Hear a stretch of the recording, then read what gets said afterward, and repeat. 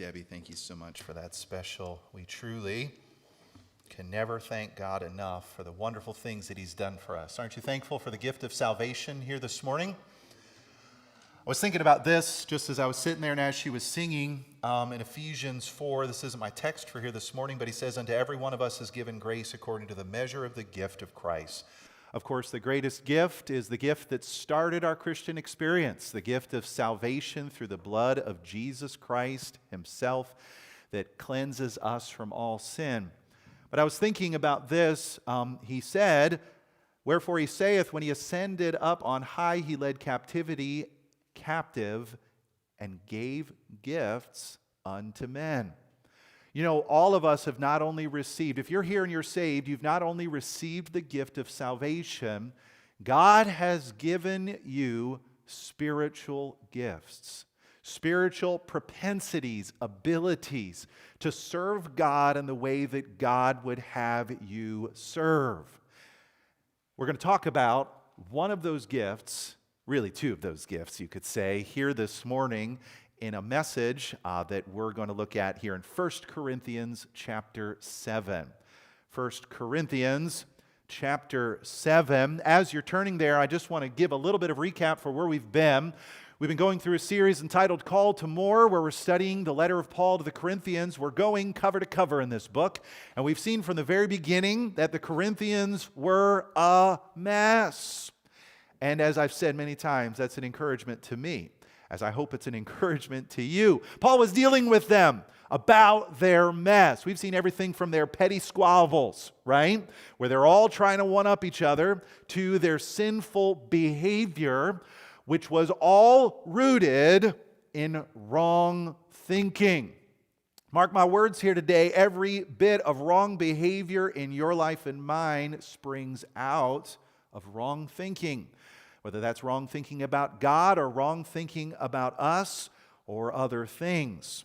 What the Corinthians were doing was, even though they were called to more, even though some of them had come a long way in their Christian growth, even though others had a long room to grow, every last one of them were called to more, were called to move forward. And because of that, Paul was not giving up on them.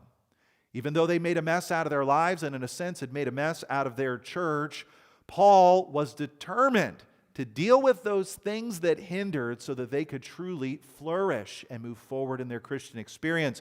In chapter 7, Paul was answering a question that the Corinthians had written to him. In the second part of verse 1, we looked at this last week. We saw that he says, the things that you wrote unto me, and I'm taking the position that what he says in the second half of the verse is what he wrote to them when they said it is good for a man not to touch a woman.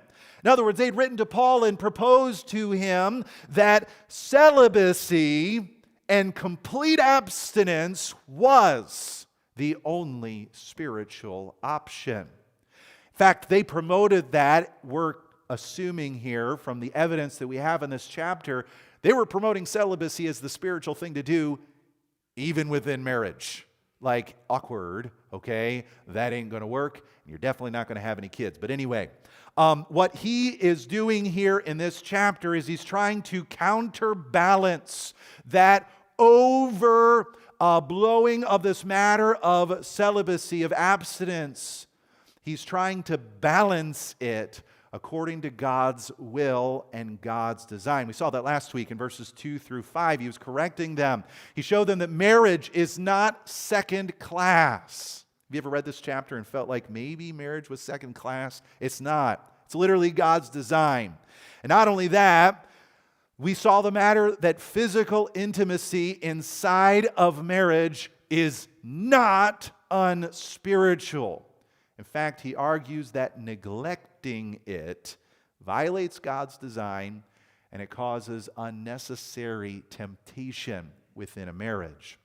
What we're doing now in verses 6 through 9, Paul is balancing his correction. Again, the Corinthians were proposing it, said, "Hey, Paul, we got this great idea. It's good for a man not to touch a woman like never, like in no way, shape, or form." And Paul's saying, "Now, wait a second, it doesn't quite work that way." And yet here today we're going to see that he's going to balance that correction even more back towards the Corinthian position. He agrees with them in one sense. Celibacy can be good, but it's not universal. It's not commanded, and it's not for everyone. I've entitled the message here this morning a little bit of an ironic dig at the Corinthians and how they were handling this, with a message entitled, One Size Fits All. Let's pray. Lord, I want to ask that as we dig into your word, would you help me faithfully handle it? Well, I pray for each person here in this room, would you help us fully understand it?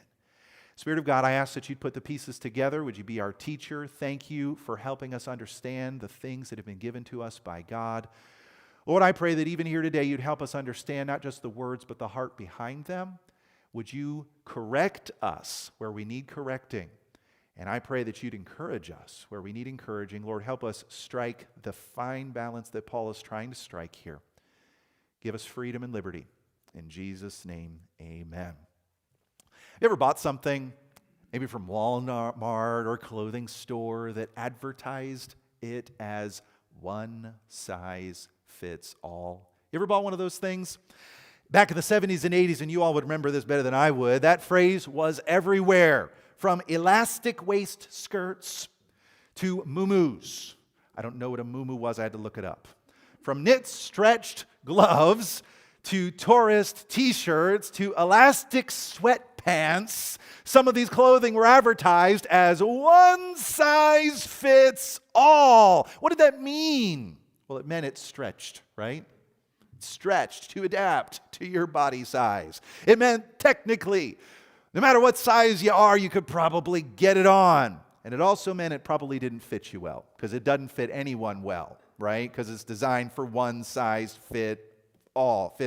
Some people, they put it on and it's hanging off of them. Others put it on and it's fighting for its life just to keep the seams together, okay? Some of us probably have one-size-fits-all sweatshirts hanging in our closet. And you know good and well, it does not fit all, right? It does not fit all. Maybe it doesn't even fit you. Eventually companies figured it out. I think there may have been some lawsuits that may have happened. Those would have been embarrassing lawsuits to have. But anyway, in the 1990s, many companies quietly changed their labels from one size fits all, do you know it, to one size fits most. Yes, you've been paying attention. Translation of that change, we were a little bit too ambitious, right? Here's the problem that we face. Spiritually speaking, we love the phrase one size fits all, right? Hey, that particular thing worked for me. Or hey, this particular exercise or whatever, I'm talking spiritually speaking here, it fit me, it helped me, and therefore we assume it must be one size fits all and it must fit everyone. Only just like the clothing, it really doesn't.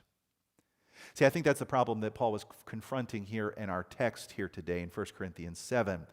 They had stumbled across, discovered something that did have its merits. It was good.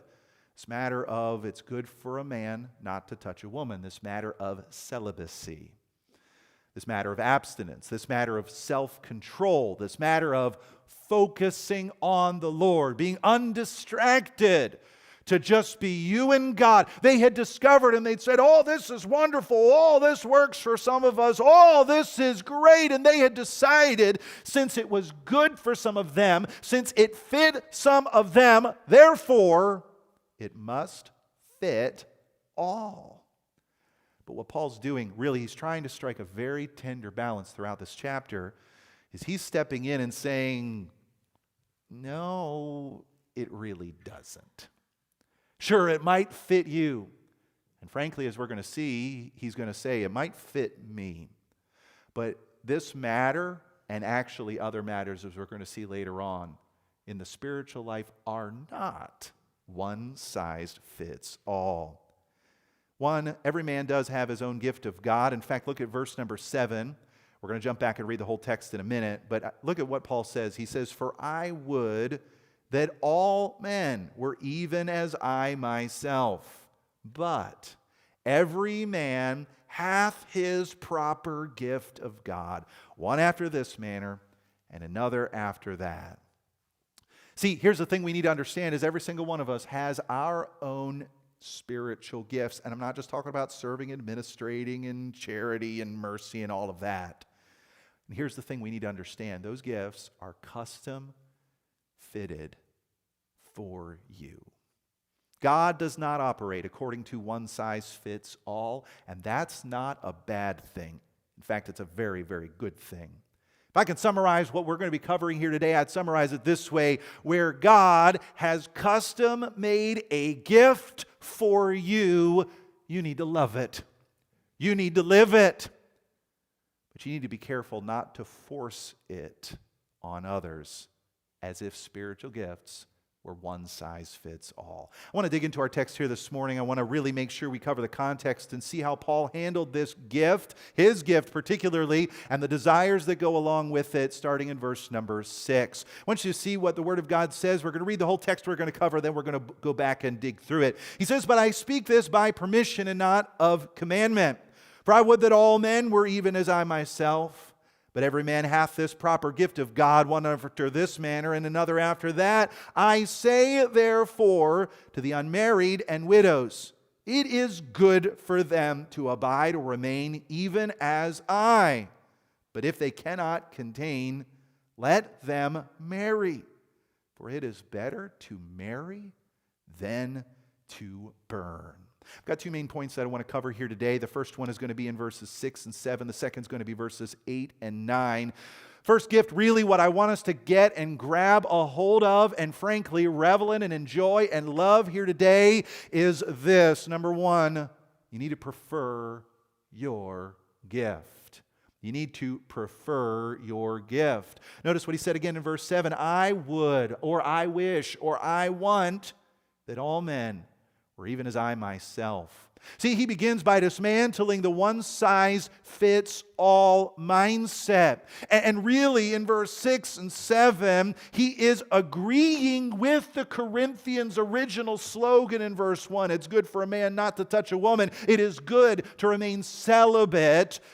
And yet, he's agreeing with them only to a point. And he's walking here a careful line between affirmation, saying, you know, there's something really good in that, and correction, on the other hand, saying, but you got to take this into consideration.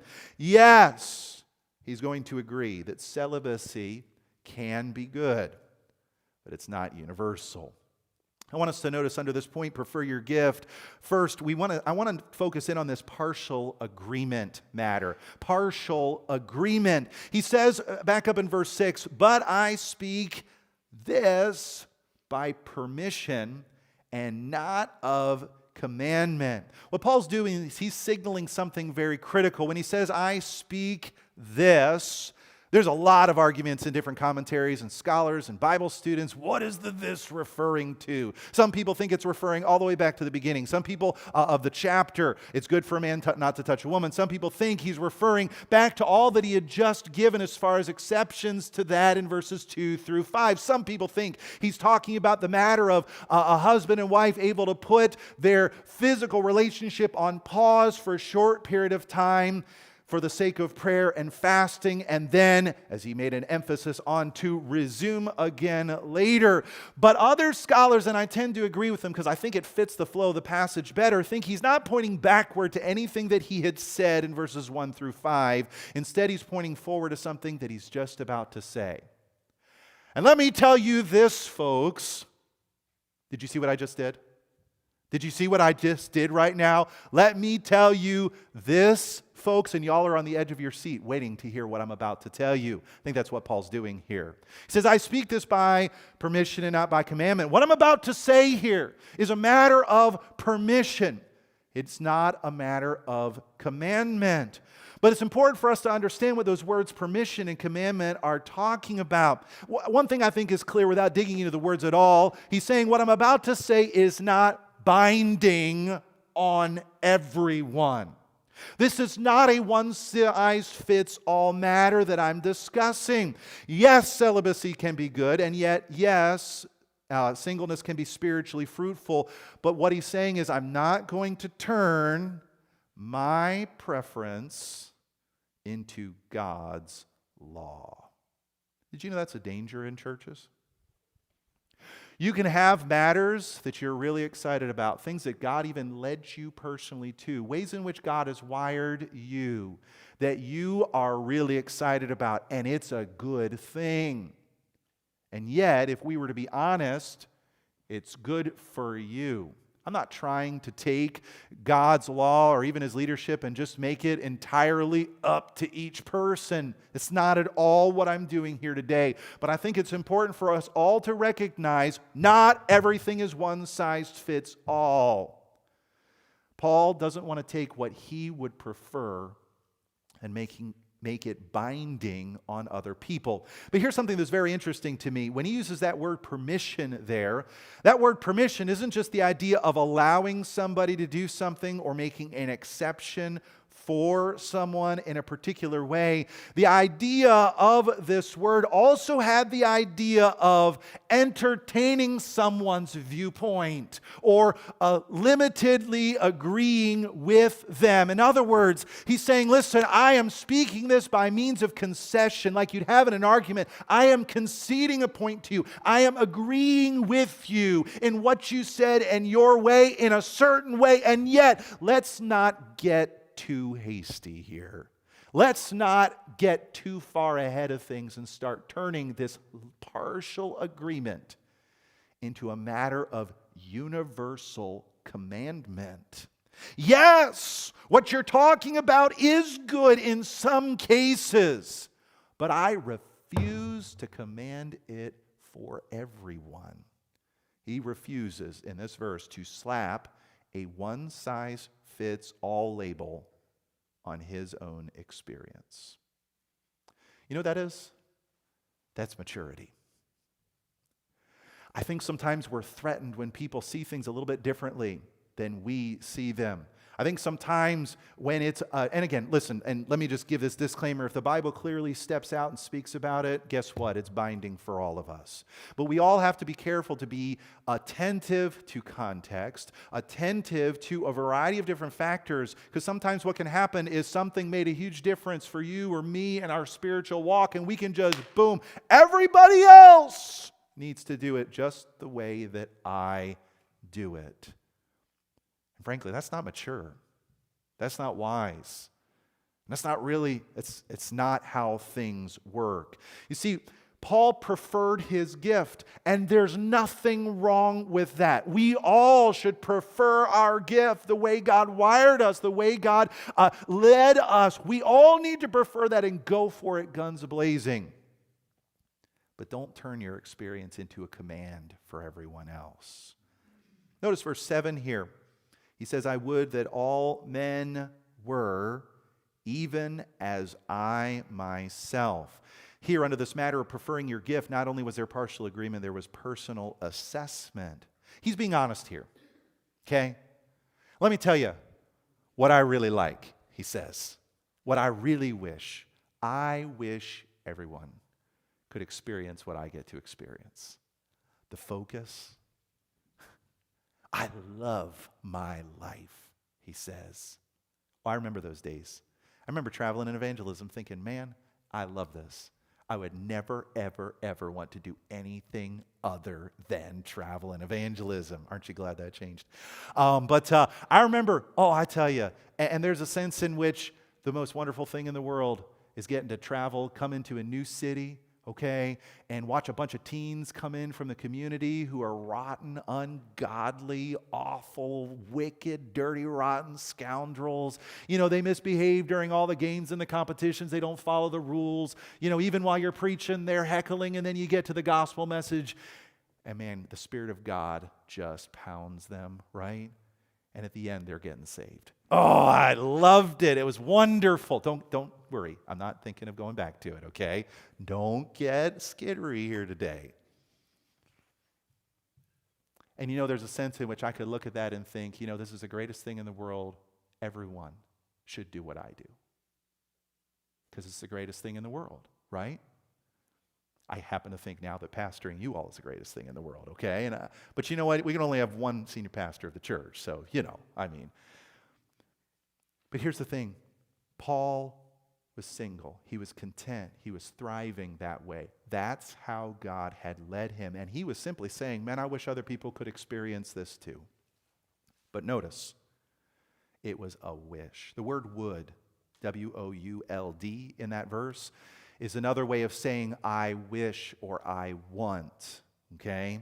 And what he's saying there is, listen, if I looked at things according to my gifting, my grid, my preferences, everybody would do it the way that I do it. Because that was his personal assessment. He thought it was the greatest thing. But notice it was a wish, not a rule.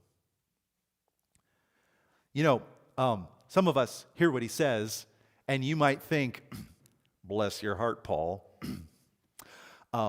Yeah, I can't do that. I'm not doing that. There's no way. I remember, it's funny, because sometimes Bible college students, young adults, and so on, they read this chapter and they get really scared.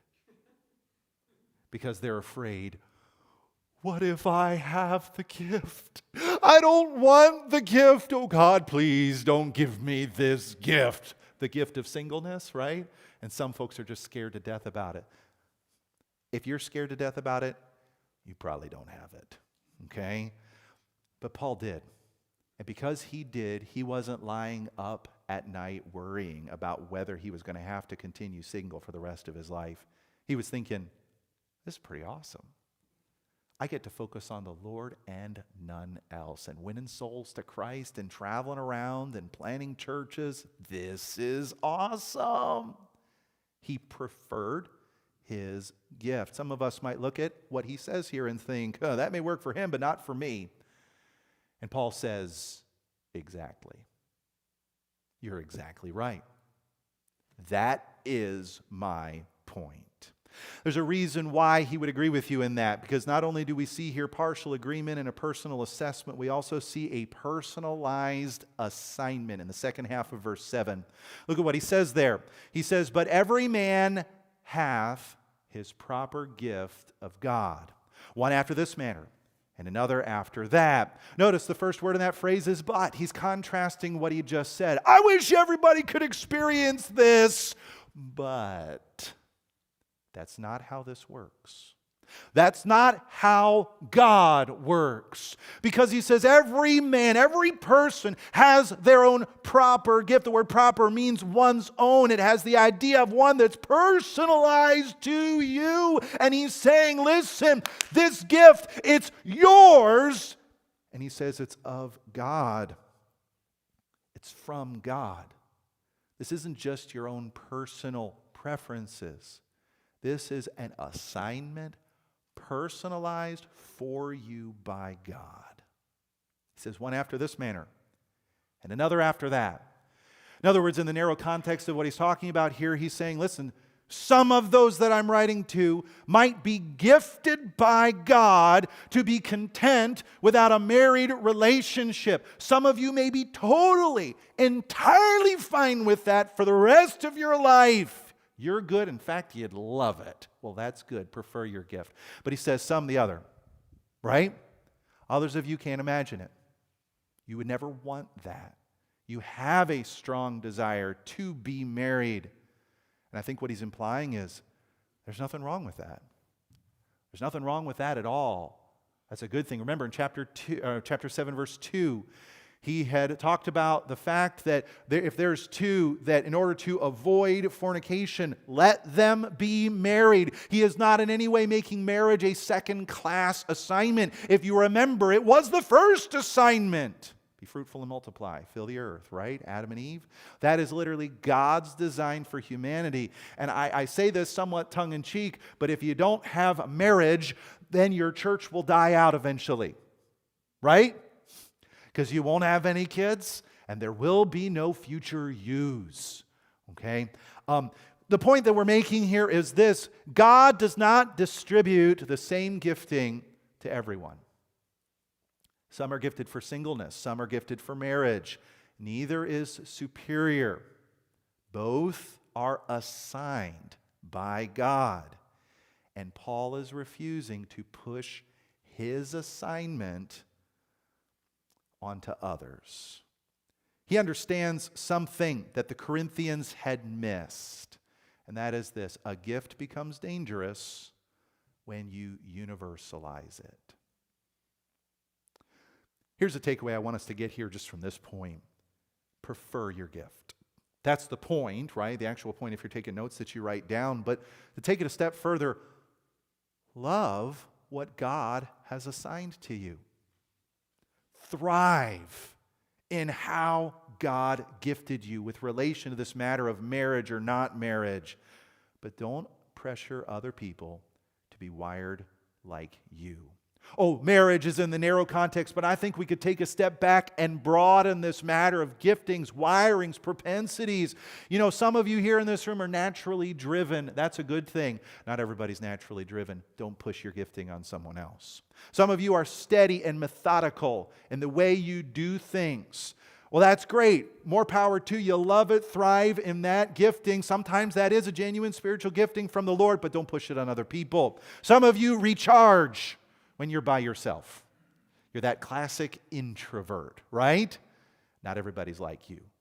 Don't push it on everyone else. Some of you need constant connection with people. You need to be around people. I'm looking at you, Ben, all right?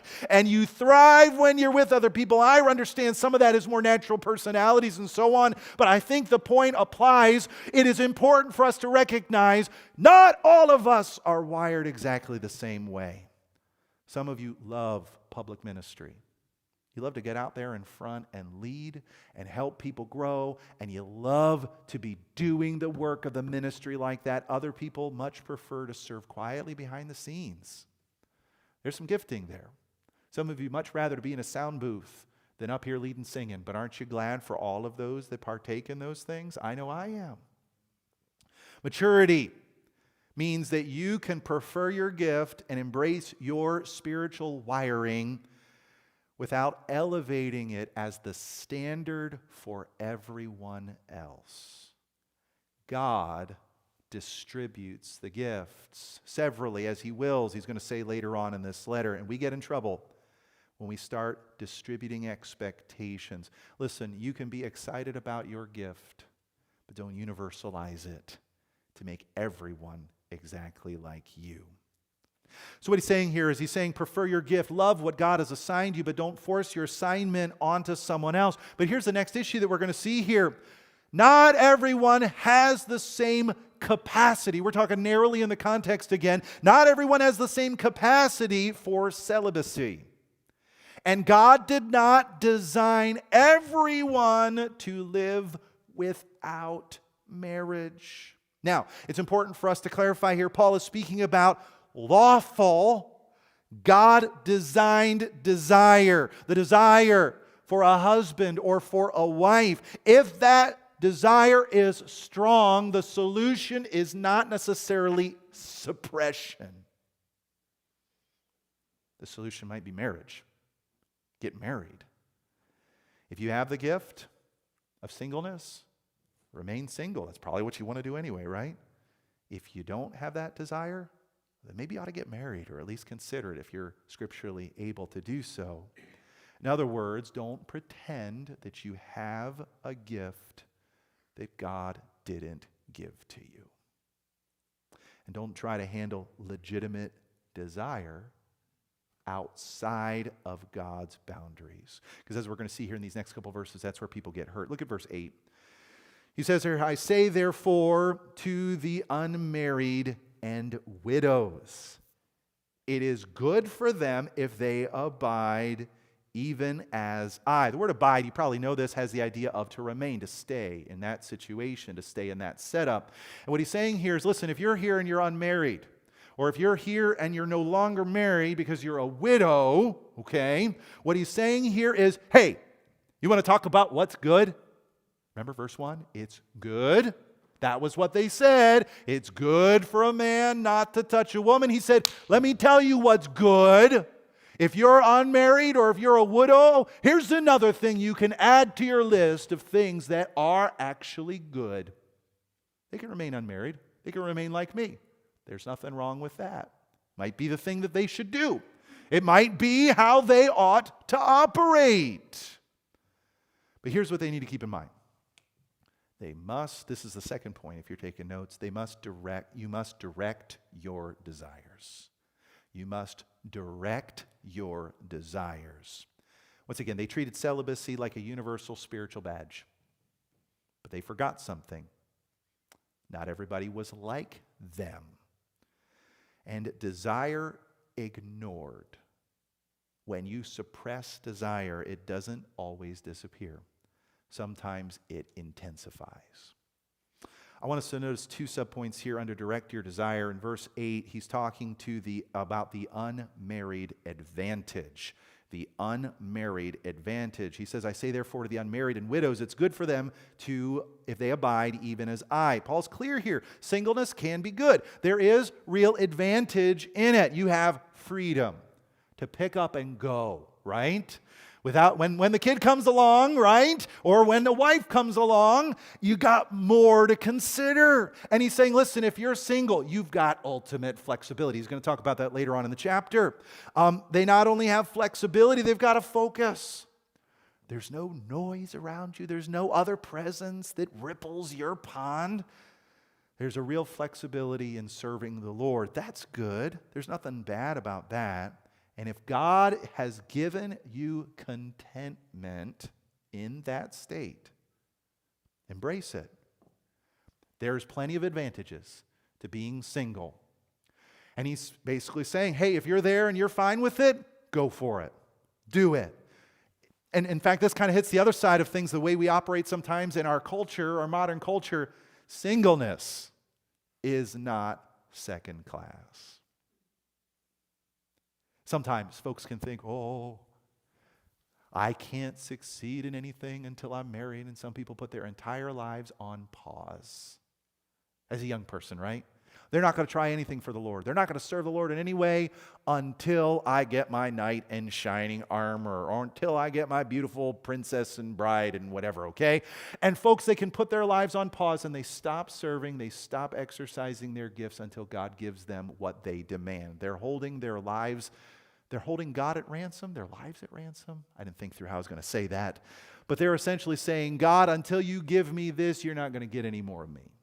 Well, that's not right, and I think we all recognize that. But the idea here, I think we need to remember, is that being single is not second class. Sure, they may not have all the experience of being married and the way that God rubs the corners off of your personality through having another saved sinner in your household and all of the ways in which having a child just absolutely wallops you and forces you to grow. They may not have that, and yet at the same time, there are trade-offs. There are real advantages to that. But let me just say this. Don't let family pressure or church culture or a social timeline push you into something that God hasn't assigned to you. See, just as much as I think being single and content to be so is a gift from God. We're not talking about somebody who can just grit their teeth and get through life without getting what they really want. We're talking about a person who just doesn't want to be married. They have no desire. They're good being the way they are. And the same way, I think it actually is a gift to want to be married too at the same time. Remember, he says God gives some the one way, some the other way. Don't let cultural expectation determine what you're supposed to do. You listen to God and you obey His gifting. You follow His leadership for your life. Singleness is not second class. However, look at verse 9. He gives an important contrast here. In fact, the subpoint is the urgent alternative, if you're keeping notes. He says, but if they cannot contain, let them marry. For it is better to marry than to burn. See, verse 8, he was almost entirely agreeing with the Corinthians' assertion, right? It's good for a man not to touch a woman. Celibacy is to be preferred. It's spiritually saying, well, yeah, I mean, if they can, if they're gifted that way, absolutely, go for it, do it. There's a bunch of advantages there. However, let's contrast that. Let's give the alternative here. He's balancing the scale. He's trying to bring this back into the precise knife edge balance. And he's saying if they can't contain, this is not an allowance. When he says let them marry, that actually is a command in the Greek. He's saying, listen, get married. Get married if you can't handle being single. He's not shaming their desire. What he's doing is he's directing it, because Paul would much rather somebody be married and fulfilling their gift, if I can say it carefully that way, than fulfilling their desires outside of what is biblically appropriate. See, desires do not control what God's will is. And yet, I think what he's saying here, at least as far as marriage in this context, if you desire to be married, don't fulfill that desire outside of marriage. Maybe you ought to get married. See, the desire he's speaking of is lawful, God-designed desire for marriage, and that desire is not sin. But here's the thing we need to understand. Unmanaged desire is dangerous. He doesn't say here, try harder or suppress it or redefine it. He says marry. Marriage is not a consolation prize for the weak. We can look at this verse and think, oh, those people are weak. They can't handle the spiritual option of remaining single. But again, this is why I think it's so important that we're taking the view that we're taking here in this chapter. They said the only spiritual option is celibacy, and Paul's saying, no, it's not. Some people really do need to marry. This is God's gift. This is God's call for them. If you do not have the gift of celibacy, pretending that you do will not make you spiritual. What it'll do is it'll make you vulnerable. It'll make you vulnerable. Let me try to wrap this up here. Every person in this room has two realities. You have a gift and you have desires. Your responsibility is not to envy someone else's gift. And it's also not to enthrone your desires, but it's to steward both of them under God's design. Love what God has assigned to you and direct your desires within what God has defined, but give other people room to be wired differently, without assuming that your path is the only spiritual one. I've got to say this just by way of disclaimer. There are some desires that are unbiblical. Okay, maybe you're thinking of that, maybe you're not. Folks get all kinds of different, they're very much confused by today's society and culture, and they're told if they have a desire for someone else of the same gender, then that must be fine. No, that's not fine. That is completely outside the wheelhouse of God's design. Yes, I believe people really do struggle with that, and I think we need to have patience and compassion and help them in it. And yet at the same time, that desire is not to be entertained. That desire is not to be followed. But the desire for a young man to have a wife or a young woman to have a husband, there's nothing wrong with that desire. There's nothing unspiritual about having that desire. I think if we can kind of summarize what we're talking about in this message, I think it's important for us to stop trying to mass produce what God has custom made. God does not issue factory settings for the Christian life. He distributes gifts. He assigns callings for us. He defines boundaries. And He expects stewardship of us, not just imitating other people. Can I say this? If God has given you contentment in singleness, then don't let anything else rush you. You are not incomplete and you are not second class. But if you desire marriage, don't pretend that you don't desire marriage. Don't try to act spiritually superior. You need to honor God by pursuing marriage within His design. To the married, for those here that maybe you are married, if you're married, stop wishing you had somebody else's life. Stop comparing your marriage to someone who appears more free. If God has assigned you covenant, don't seek convenience. You need to direct your desires within that covenant. Love your gift. Prefer your gift. But to everyone, let me say this very clearly.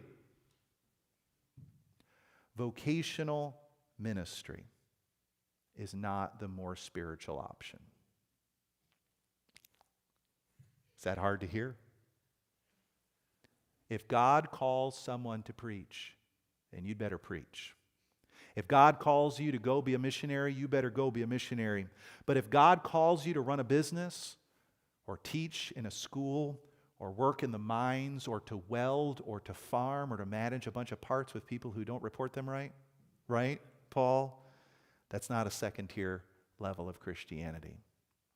There's a danger into pressuring yourself into a gift or a calling that God may not have assigned because it looks more spiritual. That's just another version of one size fits all. Listen, I do believe that a call to follow God is the greatest thing in the world. But that's because I'm called to it. Right? And I'm supposed to prefer my gift. And guess what? If you're sitting in the room and you think that's the greatest thing in the entire world, I can't imagine doing anything other than that, then great, prefer your gift, love your gift. But maybe you're here and you're thinking, man, I love plowing snow. Who loves plowing snow? I don't know who'd really love plowing snow. We can get past all the snow, right? Maybe you're here and you think, man, I just love what I'm doing right here with this business or that, and that bureau or whatever it might be. I'm just loving what I'm doing. This is what I'm called to. Well, great. Love your gift and prefer it. Don't feel pressured because something else feels or seems more spiritual. God doesn't need everyone behind a pulpit, but He does need faithful stewards wherever He places them. Some of the strongest Christians in this church will never stand in a spotlight, and they don't need to. You have a gift. You have desires. And your job is not to copy someone else's calling, but it's to faithfully steward the calling that God has given to you. Prefer your gift, direct your desires, and stop trying to squeeze yourself or someone else into a size that God never assigned to them. Trust the God who distributes both gifts and desires because He knew exactly what He was doing. Let's pray. Lord, thank you so much for these folks here today. I cannot see into the hearts of our people here. But I know the moment you saved all of them, you had something in mind for them. You had both a calling and a gifting regarding marriage or not marriage. You had a gifting or calling regarding vocation and so much more. And Lord, I want to ask that you would be the head of this church, and where our hearts have gotten pressured into some spiritual option that really wasn't assigned to us, God, would you set us straight and would you balance us out? Where perhaps some of us might be not doing something that you've called us to, God, I pray that you would squeeze us in. But Lord, at the same time, I'm asking, God, you'd help our church operate in a way that's healthy, that's surrendered, and that is truly loving the life that you've called us to. God, help us love our gift and avoid the fallacy of one size fits